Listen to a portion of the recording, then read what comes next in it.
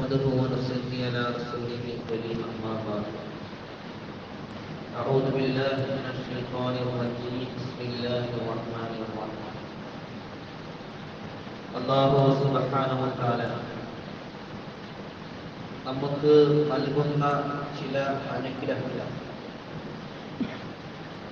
അത് അവന്റെ വമ്പിച്ച ഹിക്മത്ത് കൊണ്ട് അല്ലാഹു സുബ്ഹാനഹു വ തആല അവന്റെ അടിമകൾക്ക് ചില അനുഗ്രഹങ്ങൾ നൽകുമ്പോൾ അത് ചിലർക്ക് വളരെ പ്രയാസമുണ്ടാകും.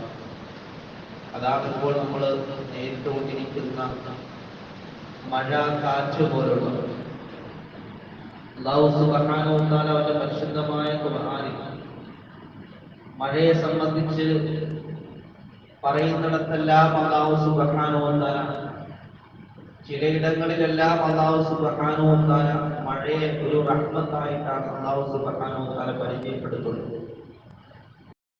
അല്ലാഹുവിന്റെ കൗനിയായ എല്ലാ പ്രവർത്തനങ്ങളും ഈ ഭൂമിയിൽ സംഭവിക്കുമ്പോൾ നമ്മൾ അതിന്റെ പേരിൽ അല്ലെങ്കിൽ അല്ലാഹു നമുക്ക് നൽകുന്ന ആ അനുഗ്രഹത്തിന്റെ പേരിൽ നാം ചിലപ്പോ ആ അനുഗ്രഹത്തെ നാം കുറ്റം പറയാറില്ല.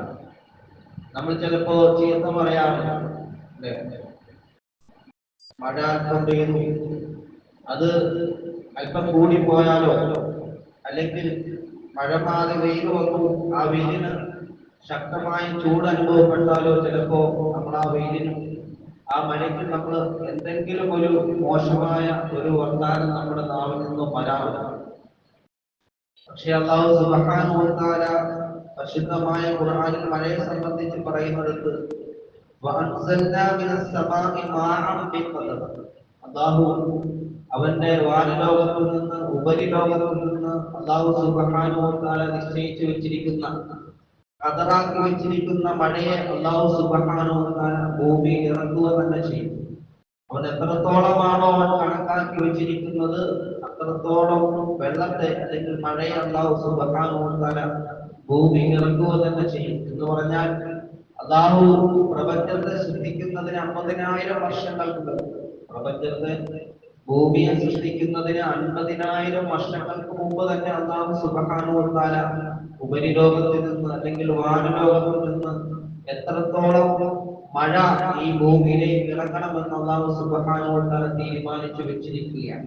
അവന്റെ ആ തീരുമാന പ്രകാരം ആ മഴ നമ്മുടെ വാനലോകത്തിൽ നിന്നും നമ്മുടെ ഭൂമിയിലേക്ക് അത് പെയ്തുകൊണ്ടിരിക്കുക തന്നെ ചെയ്യും. അപ്പോ നമ്മൾ ആ മഴയെ അല്ലെങ്കിൽ അല്ലാഹുവിന്റെ ആ അനുഗ്രഹത്തെ നമ്മൾ കുറ്റം പറയാതെ അവന്റെ ആ അനുഗ്രഹങ്ങൾക്ക് നമ്മൾ നന്ദി ചെയ്യുകയും നമ്മൾ മഴ പെയ്യുമ്പോൾ അല്ലാഹുവിനോട് ദുആ ചെയ്യുകയും വേണം. ഇങ്ങനെയാണ് അല്ലാഹു ഈ മഴയുടെ ഖൈറിനെ ഞങ്ങൾക്ക് നൽകുകയും ഇതിന്റെ ഷർറിൽ നിന്ന് ഞങ്ങൾക്ക് നീ അഭയം നൽകുകയും ചെയ്യണമേ എന്ന് കുറ്റം പറയാതെ ആ അനുഗ്രഹത്തിന് നന്ദി എന്നോണം നാം ഇങ്ങനെ പ്രാർത്ഥിക്കുകയാണ് ചെയ്യേണ്ടതെന്ന് ഹബീബായ റസൂലുള്ളാഹി സ്വല്ലല്ലാഹു അലൈഹി വസല്ലം തങ്ങൾ നമുക്ക് പഠിപ്പിച്ചു തരുന്നു.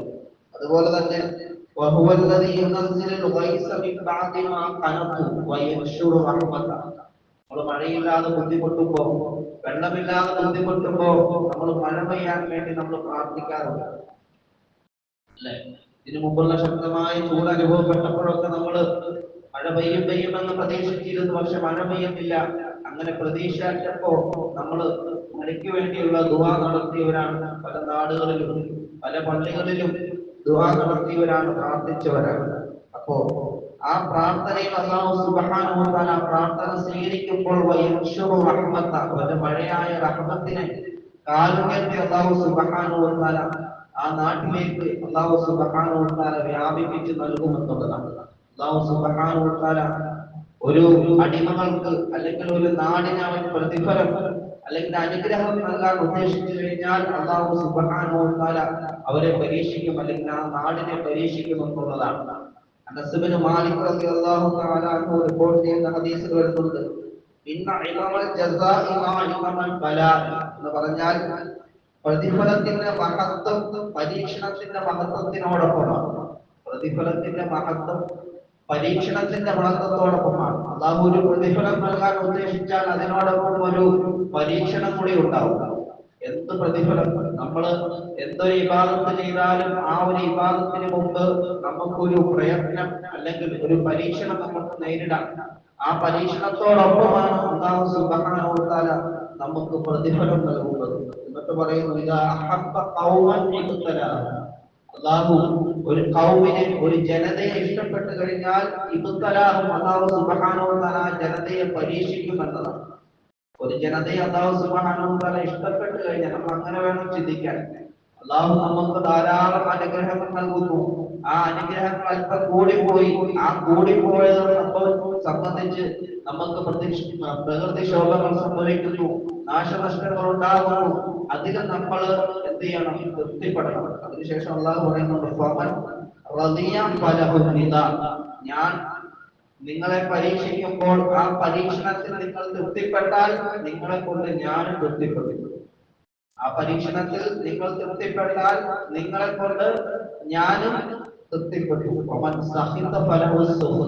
ഈ നേരെ മറിച്ച് അതൃപ്തിയാണ് നിങ്ങൾ കാണിക്കുന്നതെങ്കിൽ ഞാനും നിങ്ങളെ കൊണ്ട് അതൃപ്തിയാകും എന്ന് ഈ ഹദീസിൽ നിന്ന് അനസ് ബിൻ മാലിക് റളിയല്ലാഹു തആല അൻഹു റിപ്പോർട്ട് ചെയ്ത ഹബീബായ റസൂലുള്ളാഹി സ്വല്ലല്ലാഹു അലൈഹി വസല്ലം നമുക്ക് പഠിപ്പിച്ചിരുന്നു. അല്ലാഹു നമുക്ക് നൽകിയ അനുഗ്രഹങ്ങൾ അതിന് നന്ദി ചെയ്യുകയും അല്ലാഹു ആ അനുഗ്രഹത്തിന്റെ ഖൈർ നമുക്ക് നൽകുകയും അതിൽ എന്താണോ ഷർറുള്ളത് ആ ഷർറിൽ നിന്ന് അല്ലാഹു നമുക്ക് അഭയം നൽകുകയും ചെയ്യുമാറാവട്ടെ.